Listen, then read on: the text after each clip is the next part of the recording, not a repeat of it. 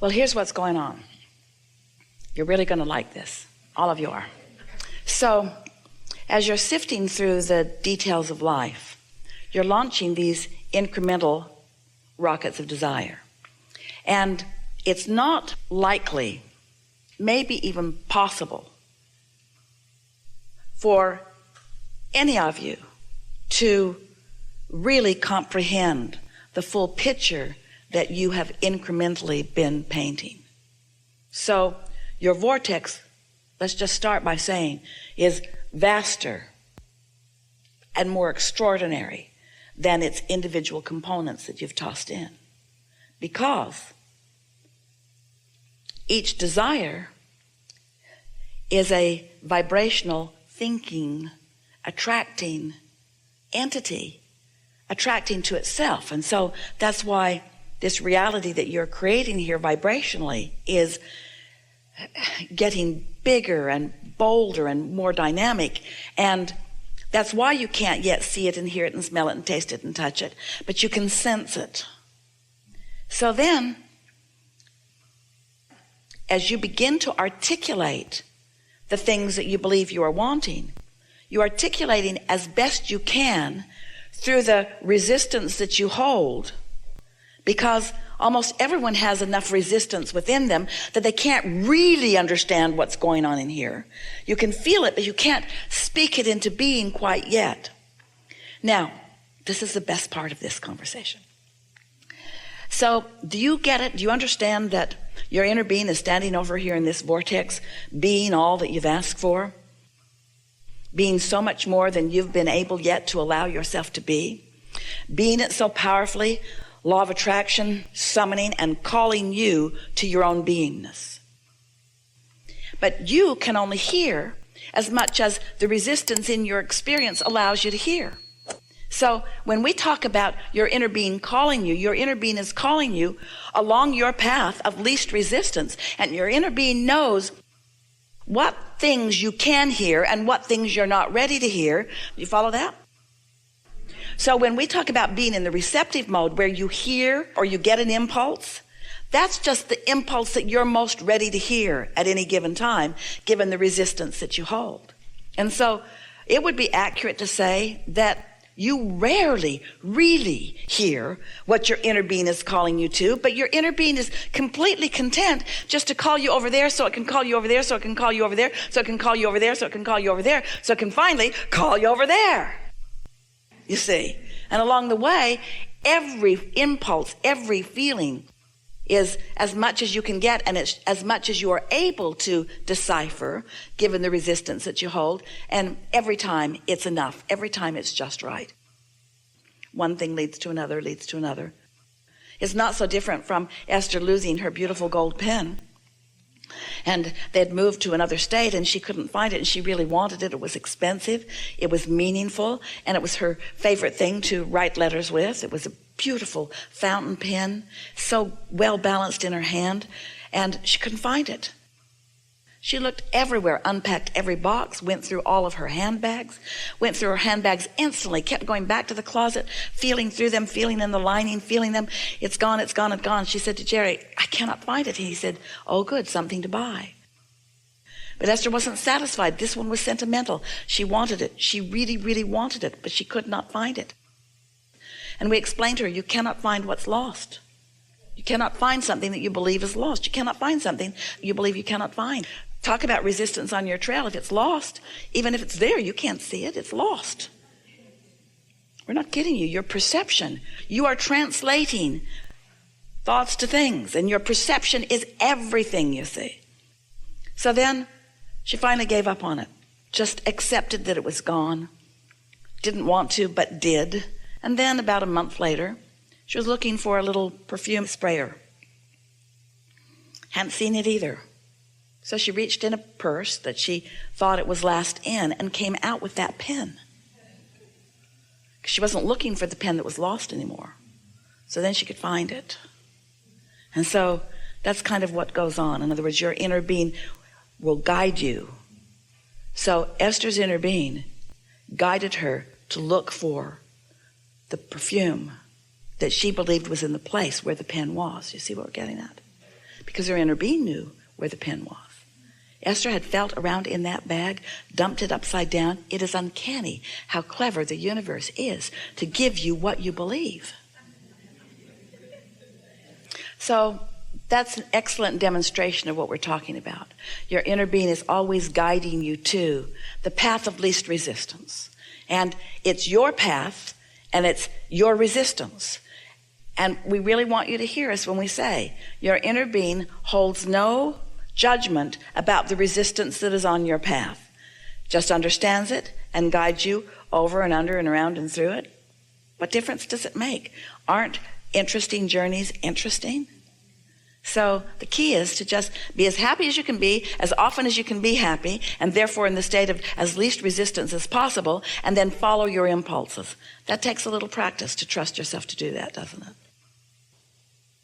Do you understand that when you stand in any moment in time, that the non-physical part of you that we are calling your inner being is focused upon exactly what you're focused upon at exactly that same time, and has a very strong perspective, or you might even say opinion, about what you're focused upon? So here's the rule of thumb that we would apply if we were standing in your physical shoes, and that is, when we're feeling good, we would talk in greater detail about whatever it is we're feeling good about. And anytime we're not feeling good, we would stop the talk. Go general. When you don't feel good, don't be specific, because that speeds things up. And you don't want to speed yourself up in the opposition to what you want. So just talk more if it feels good and talk less if it doesn't. That really is the simple and very powerful tool. If when you focus on it, it feels really good to you, that means you're so in sync with your inner being that your thriving is heightened. But if you feel negative emotion, that means the very thoughts you're thinking are in absolute opposition to what your inner being knows.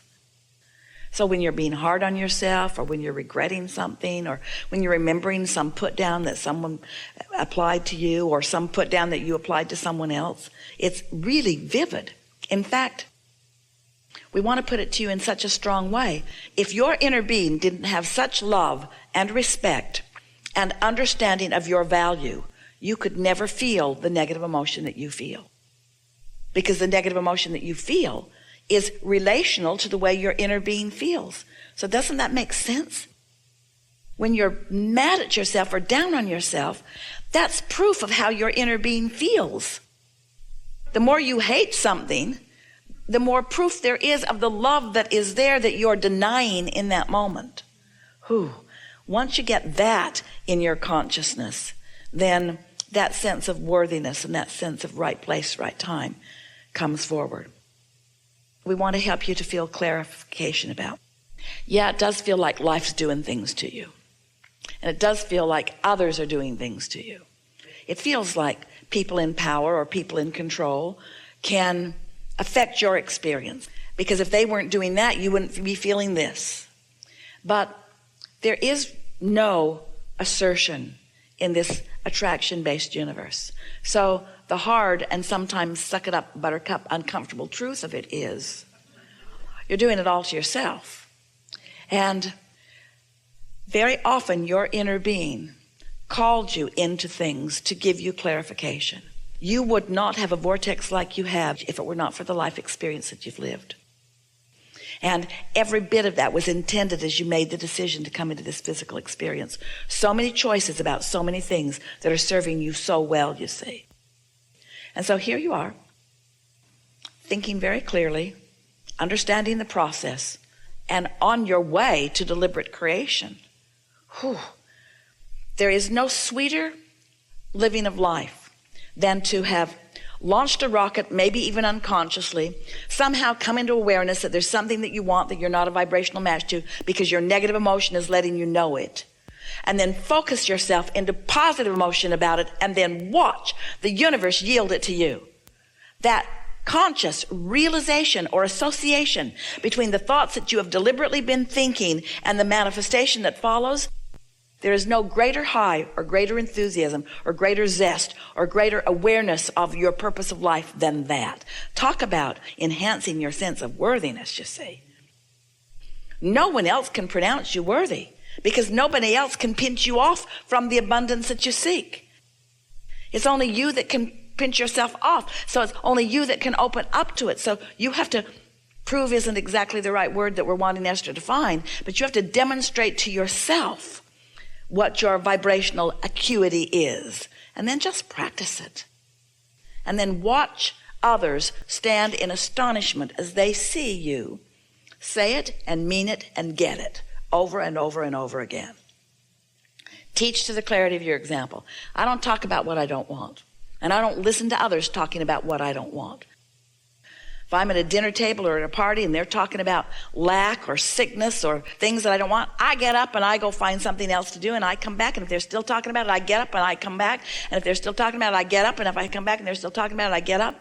Do not endure conversations coming out of your mouth or anybody else's mouth about yours or anybody else's deficiency. And don't walk away in anger. You're not running away from what you don't want. You never can. You run away from it, it just comes right along with you. Go to where you want to go, in other words, and look back smiling at them. Love you guys. Talk to you when you start talking right. You're never doing anything wrong. You're doing some clarifying things. How do you find your balance? How do you find your balance if you don't test it a little bit? How do you know what feels good if you don't allow yourself to know what feels bad? How do you know what your inner being really thinks about you and other things if you don't think in opposition to it sometimes? How do you know? You wouldn't know. And it's helpful to remember, sometimes your inner being will call you through something that you think you don't want on your way to something that you do want, because the clarification is necessary.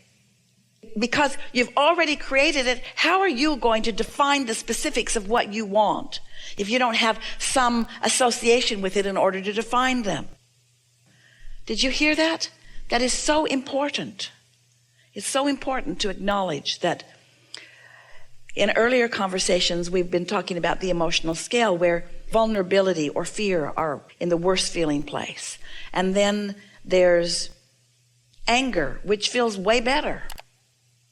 And then there's blame and guilt and overwhelmment and frustration, long before you get to any of those feelings that feel like appreciation and love and joy and all of that sort of stuff. And so if you're feeling like a victim, anger is your friend. Your inner being is calling you and can call you from despair all the way into joy. You just can't hear it. But you can hear the inspiration to anger because you're close enough to it. You can hear that. So others will look at you and think, oh, Abraham, that can't be right. You can't be saying that someone's inner being, someone whose source energy would actually call someone to anger. Yeah. Call you into anger because it's so much better than the despair that you're feeling or the vulnerability that you're feeling or the victim that you're feeling. And so that anger is a step in the right direction. And yes, indeed, your inner being is calling you not to stay there, because your inner being is going to keep calling you from anger, revenge, all of that, right through it into hope and so on. But your inner being is always calling you. Talk about a friend, talk about support, talk about someone who knows, talk about never-ending love, talk about understanding who you are, you see. So the more you know that, the more you are likely to listen for that, to feel for that, until in time, those vibrations are rarely in your experience. They will never be completely gone, because you're going to be eager for life and looking for more experiences and wanting more exposure and wanting to put more things into your vortex. But it's all good, you see.